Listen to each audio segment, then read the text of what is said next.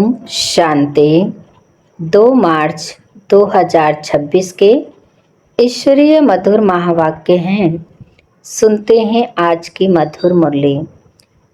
बाबा ने कहा, मीठे बच्चे, याद में रहकर दूसरों को याद का अभ्यास कराओ।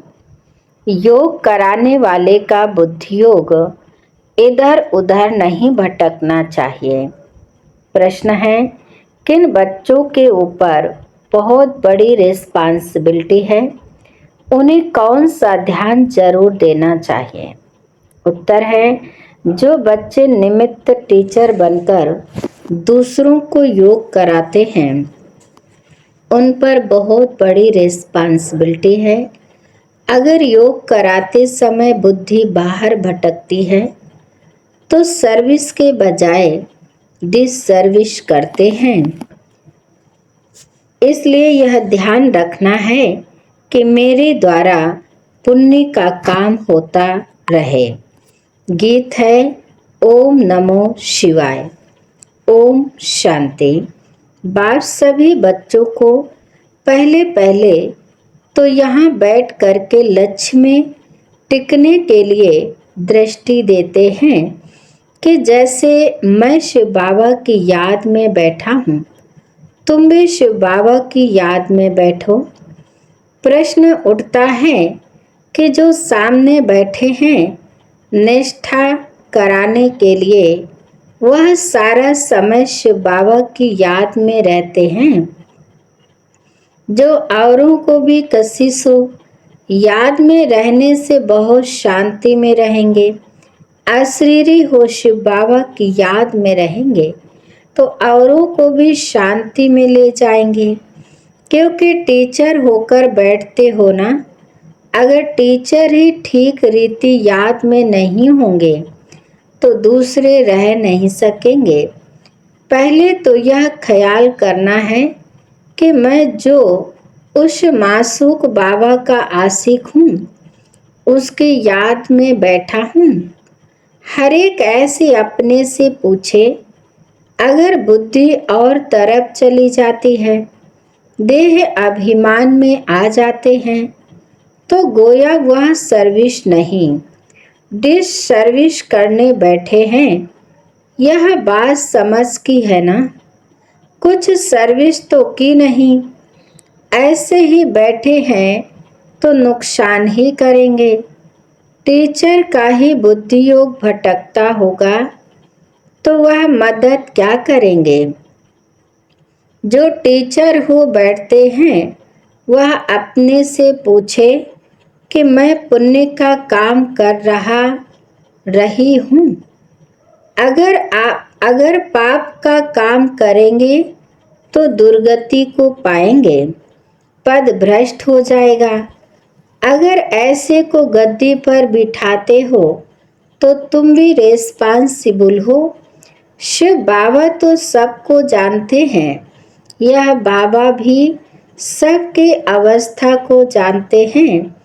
शिव बाबा कहेंगे, यह टीचर बन बैठे हैं और इनका बुद्धि योग तो भटकता रहता है, यह क्या औरों को मदद करेंगे? तुम ब्राह्मण बच्चे निमित्त बने हो शिव बाबा का बनकर उनसे वर्षा लेने। बाबा कहते हैं, हे आत्माएं, माँ में कम याद करो। टीचर बन बैठते हो तो और ही अच्छी तरह उस अवस्था में बैठो। यूं तो हर एक को बाप को याद करना है। स्टूडेंट अपनी अवस्था को समझ सकते हैं, जानते हैं कि हम पास होंगे व नहीं। टीचर भी जानते हैं, अगर प्राइवेट टीचर रखते हैं वह भी जानते हैं। उस पढ़ाई में तो कोई खास टीचर रखने चाहें तो रख सकते हैं। यहाँ अगर कोई कहते हमको निष्ठा योग में बिठाओ तो बाप की याद में बैठना है। बाप का फरमान ही है, माँ में कम याद करो। तुम आशिक हो चलते फिरते अपने मासूक को याद करो। सन्यासी ब्रह्म को याद करते हैं, समझते हैं कि हम जाकर ब्रह्म में लीन होंगे। जो अधिक याद करते होंगे उनकी अवस्था अच्छी होगी। हर एक में कोई ना कोई खूबी तो रहती है ना। कहते हैं कि याद की यात्रा में रहो, खुद को भी याद में रहना है। शिव बाबा के पास कोई तो सच्चे भी हैं, कोई झूठे भी हैं। खुद निरंतर याद में रहें बड़ा मुश्किल है। कोई तो भाव से बिल्कुल सच्चे रहते हैं। यह बाबा भी अपना अनुभव तुम बच्चों को बताते हैं कि थोड़ा समय याद में रहता हूँ, फिर भूल जाता हूँ, क्योंकि इसके ऊपर तो बहुत बोझ है। कितने ढेर बच्चे हैं। तुम बच्चों को यह भी पता नहीं पड़ता है कि यह मुरली शिव बाबा ने चलाई, वह ब्रह्मा चलाते हैं, क्योंकि दोनों इकट्ठे हैं ना। यह कहते हैं कि मैं भी शिव बाबा को याद करता हूँ। यह बाबा भी बच्चों को निष्ठा कराते हैं। यह बैठते हैं तो देखते हो सन्नाटा अच्छा हो जाता है। बहुतों को खींचते हैं, बाप है ना। कहते हैं बच्चे याद की यात्रा में रहो, खुद को भी रहना है, सिर्फ पंडित नहीं बनना है। याद में नहीं रहेंगे तो अंत में फेल हो पड़ेंगे। बाबा मम्मा का तो ऊंच पद है, बाकी तो अभी माला बनी नहीं है। एक भी दाना बना हुआ कंप्लीट नहीं है। आगे माला बनाते थे बच्चों को लिफ्ट देने लिए, परंतु देखा गया कि माया ने बहुतों को खत्म कर दिया। सारा मदार सर्विस पर है। तो जो सामने निष्ठा कराने बैठते हैं उनको समझना है कि मैं सच्चा टीचर होकर बैठूं।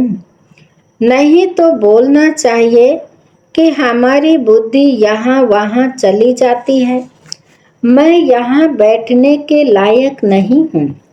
स्वयं बताना चाहिए, ऐसे नहीं कि आपे ही कोई भी आकर बैठे। कोई है जो मुख से मुरली नहीं चलाते, परंतु याद में रहते हैं। लेकिन यहाँ तो दोनों में तीखा जाना चाहिए। साजन बहुत लवली है, उनको तो बहुत याद करना चाहिए।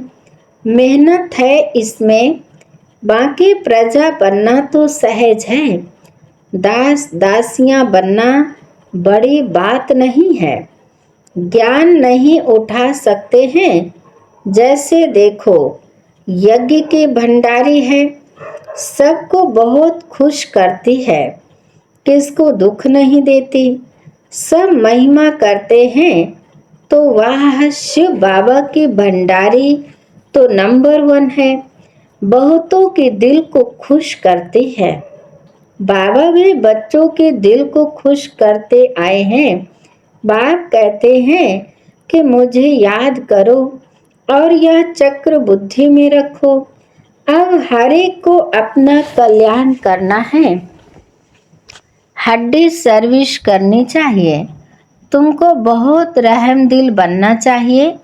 मनुष्य मुक्ति, जीवन मुक्ति के लिए बहुत धक्के खाते हैं। किसको भी सद्गति का मालूम ही नहीं है। समझते हैं कि जहाँ से आया वहाँ वापस जाना है। नाटक भी समझते हैं, परंतु उस पर चलते नहीं हैं। देखो क्लास में कहाँ कहाँ मुसलमान भी आते हैं। कहते हैं कि हम असुर देवी देवता धर्म के हैं, फिर जाकर हम मुसलमान धर्म में कन्वर्ट हो गए हैं। हमने 84 जन्म भोगे हैं। सिंध में भी 5-6 मुसलमान आते थे, अभी भी आते हैं। अब आगे चल सकते हैं व नहीं वह तो देख लेंगे, क्योंकि माया भी तो परीक्षा लेती है। कोई तो पक्के ठहर जाते हैं, कोई ठहर नहीं सकते। जो असूल ब्राह्मण धर्म के होंगे, जिन्होंने 84 जन्म लिए होंगे, वे तो कभी हिलेंगे नहीं। बाकी कोई न कोई कारणे अकारणे चले जाएंगे। देह अभिमान भी बहुत आ जाता है। तुम बच्चों को तो बहुतों का कल्याण करना है, नहीं तो क्या पद पाएंगे। घर बार छोड़ा है अपने कल्याण के लिए। कोई बाप के ऊपर मेहरबानी नहीं करते हैं। बाप के बने हो तो फिर सर्विस भी ऐसी करनी चाहिए। तुमको तो राजाई का मेडल मिलता है, 21 जन्म सदा सुख की राजाई मिलती है। माया पर सिर्फ जीत पानी है और औरों को भी सिखाना है। कई फेल भी हो जाते हैं, समझते हैं कि बादशाही लेनी तो मुश्किल है। बाप कहते हैं कि ऐसा समझना कमजोरी है। बाप और वर्षे को याद करना तो बहुत सहज है। बच्चों में हिम्मत नहीं आती है राजाई लेने की, तो कायर हो बैठ जाते हैं। न खुद लेते न औरों को लेने देते, तो परिणाम क्या होगा। बाप समझाते हैं कि रात दिन सर्विस करो। कांग्रेसियों ने भी मेहनत की, कितनी जफा कसी खींचातान की, तब तो फॉरेनर से राज्य लिया। तुमको रावण से राज्य लेना है, वह तो सबका दुश्मन है। दुनिया को पता नहीं कि हम रावण की मत पर चल रहे हैं, तब दुखी हैं। किसको भी सच्चा स्थायी दिल का सुख थोड़े ही है। शिव बाबा कहते हैं, मैं तुम बच्चों को सदा सुखी बनाने आया हूँ। अब श्रीमत पर चल श्रेष्ठ बनना है। जो भी भारतवासी हैं वे अपने धर्म को भूल गए हैं। यथा राजा रानी तथा प्रजा। अब तुम बच्चों को समझ मिलती है सृष्टि का चक्र कैसे चलता है, सो भी घड़ी घड़ी भूल जाते हैं। बुद्धि में ठहरता ही नहीं है। भल ब्राह्मण तो बहुत बनते हैं, परंतु कई कच्चे होने के कारण विकार में भी जाते रहते हैं। कहते हैं कि हम बीके हैं, परंतु है नहीं। बाकी जो पूरी रीति डायरेक्शन पर चलते हैं, आप समान बनाते रहते हैं, वे ही ऊंच पद पा सकेंगे। विघ्न तो पड़ेंगे। अमृत पीते पीते फिर जाकर विघ्न डालते हैं। यह भी गायन है, उनका पद क्या होगा। कई बच्चियां तो विकार के कारण मार भी खाती हैं। कहती हैं कि बाबा यह दुख थोड़ा सहन कर लेंगे, हमारा मासूक तो बाबा है ना। मार खाते भी हम शिव बाबा को याद करती हूँ, वह खुशी में बहुत रहती हैं। इस कपारी खुशी में रहना चाहिए। बाप से हम वर्षा ले रहे हैं, औरों को भी हम आप समान बनाते रहते हैं। बाबा की बुद्धि में तो यह सीढ़ी का चित्र बहुत रहता है, इसको बड़ा महत्व देते हैं। बच्चे जो विचार सागर मंथन कर ऐसे ऐसे चित्र बनाते हैं, तो बाबा भी उनकी शुक्रिया करते हैं। या तो ऐसे कहेंगे कि बाबा ने उस बच्चे को टच किया है। सीढ़ी बड़ी अच्छी बनाई है। 84 जन्मों को जानने से सारी सृष्टि के आदि मध्य अंत को जान गए हो। यह फर्स्ट क्लास चित्र है। त्रिमूर्ति गोले के लिए गोले के चित्र से भी इसमें नॉलेज अच्छी है। अभी हम चढ़ रहे हैं, कितना सहज है। बाप आकर लिफ्ट देते हैं, शांति से भाव से वर्षा ले रहे हैं। सीढ़ी का ज्ञान बहुत अच्छा है। समझाना है कि तुम हिंदू थोड़े ही हो, तुम तो देवी देवता धर्म के हो। अगर कहें कि हमने 84 जन्म थोड़े ही लिए हैं, अरे क्यों नहीं समझते हो कि हमने 84 जन्म लिए हैं। फिर याद करो तो तुम फिर से पहले नंबर में आ जाएंगे। अपने कुल का होगा तो ऐसा प्रश्न करेगा नहीं कि सब थोड़े ही 84 जन्म लेंगे। अरे तुम क्यों समझते हो कि हम देरी से आए हैं। बाप सब बच्चों को कहते हैं, तुम भारतवासियों ने 84 जन्म लिए हैं, अब फिर से अपना वर्षा लो, स्वर्ग में चलो। तुम बच्चे योग में बैठते हो, सीढ़ी को याद करो तो बहुत मौज में रहेंगे। हमने 84 जन्म पूरे किए हैं, अब हम वापिस जाते हैं। कितनी खुशी होती है। सर्विस करने का भी उल्लास रहना चाहिए। समझाने के तरीके भी बहुत मिल रहे हैं। सीढ़ी के ऊपर समझाओ, चित्र तो सब चाहिए ना, त्रिमूर्ति भी चाहिए। बाबा कहते भी हैं कि तुम जाओ ही मेरे भक्तों के पास, उनको यह ज्ञान सुनाओ।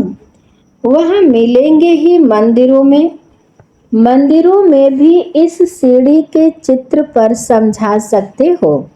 सारा दिन बुद्धि में यह रहे कि हम बाबा का परिचय दें, किसका कल्याण करें। दिन प्रतिदिन बुद्धि का ताला खुलता जाएगा। जिनको वर्षा पाना होगा वह आएंगे। दिन प्रतिदिन सीखते भी रहते हैं।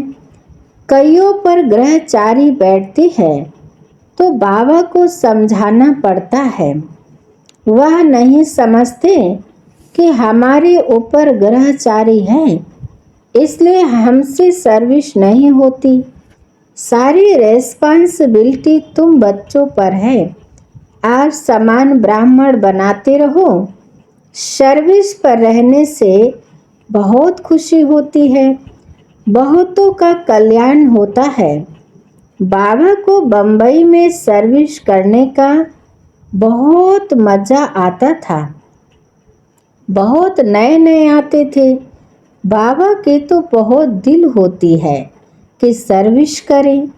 बच्चों को भी ऐसा रहमदिल बनना चाहिए। सर्विस पर लग जाना चाहिए। दिल में यह रहना चाहिए कि जब तक हमने किसी को आप समान नहीं बनाया है, तब तक भोजन नहीं खाना है। पहले पुण्य तो करूं, पाप आत्मा को पुण्य आत्मा बनाएं, फिर रोटी खाएं। तो सर्विस में जुटा रहना चाहिए। किसका जीवन सफल बनाएं, तब रोटी खाएं। आप समान ब्राह्मण बनाने की कोशिश करनी चाहिए। बच्चों के लिए मैगजीन निकलती है, लेकिन बीके इतना पढ़ते नहीं हैं। समझते हैं कि हमको थोड़े ही पढ़ना है, यह बाहर वालों के लिए है। बाबा कहते हैं, बाहर वाले तो कुछ समझते नहीं हैं बिगड़ टीचर के। यह है ब्रह्मा कुमार कुमारियों के लिए तो पढ़कर रिफ्रेश हों, परंतु वे पढ़ते नहीं हैं। सभी सेंटर्स वालों से पूछते हैं कि सारी मैगजीन कौन पढ़ते हैं, मैगजीन से क्या समझते हैं, कहाँ तक ठीक है। मैगजीन निकालने वाले को भी आफरीन देनी चाहिए कि आपने बहुत अच्छी मैगजीन लिखी है। आपको धन्यवाद करते हैं। मेहनत करनी है, मैगजीन पढ़नी है, यह है बहुतों के रिफ्रेश होने के लिए, यह है बच्चों के रिफ्रेश होने के लिए। लेकिन बच्चे पढ़ते नहीं। जिनका नाम बाला है उन्हों को सब बुलाते हैं कि बाबा भाषण करने लिए हमारे पास फलाने को भेजो। बाबा फिर समझते हैं कि खुद भाषण करना नहीं जानते हैं, तब तो मांगनी करते हैं।